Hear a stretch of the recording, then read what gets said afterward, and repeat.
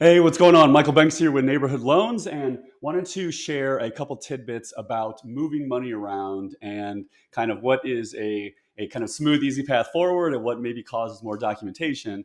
Just so if we are asking for certain paperwork, statements, activity, then you guys kind of know the why behind it. So, the kind of easiest, best way, and that makes everybody happy here. Most common, your job, your payroll. It gets direct deposit into your checking account. Most people might have a checking and savings with the same bank. Very common. Money kind of moves back and forth. We can document it. Very easy.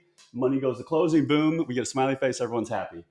All these other non-payroll kind of deposits into accounts, underwriters are going to ask about, right? So non-payroll, like cash deposits, and not, I don't mean like $50 for fantasy football or something. I mean, thousands or substantial cash. There's bank transfers. Someone might have a Bank of America account they have money in and then move it to a Chase or something. Outside account transfers, so that would be like Schwab or Merrill Lynch. You have a brokerage account. You get a 401k loan, whatever that might be. And then down here we'll get to gift funds. But in this kind of category here, I'm going to give a very common pattern. This actually is happening with a client I have right now, and it's all good, and we're going to close, and everything's fine. It's just a little more paperwork and kind of a little more of a hassle that we maybe didn't need to go through. So the pattern they're doing here is they have checking account A, they move money to checking, savings account A. That's very common. Then maybe they spit some out to their brokerage account, so it's Schwab account in this instance. And then they introduced a new checking account where it's a joint account, checking account B, with somebody else. I think it's a parent, which obviously adds more to the equation. And then they kind of move money over back to the original checking account A from the buyer, and they're trying to get it to closing. But as you see the frown face here, we're going to need some paperwork. So the analogy that a client used years ago that I thought was just very sharp was if you think of your money that it's traveling and it needs a passport. So basically, every country or every place that your money visits, it gets its passport stamped. That means we need to see statements or activity from that destination. So in this instance, we already have her checking account A for the buyer.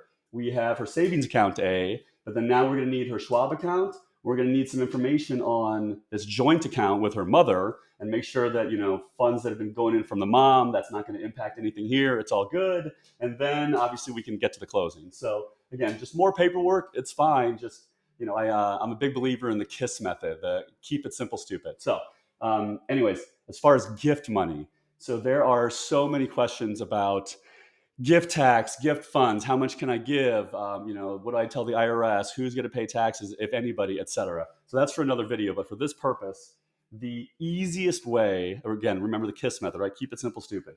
The easiest way to gift money to someone else would be for the giver, family member usually, writes a personal check. The buyer deposits the personal check into their main checking account, and then we go to closing. That's it. You sign a little gift letter, no big deal. The very common thing that happens is that family, parents, children, whatever, will say, "Oh, well, Michael, I bank at Chase, and so do my parents. They're just going to transfer it from their account to mine." That has more paperwork, right? That all this leads to more paperwork. They're just going to Zelle to me, Venmo to me, more paperwork. Cashier's check. They have a business account.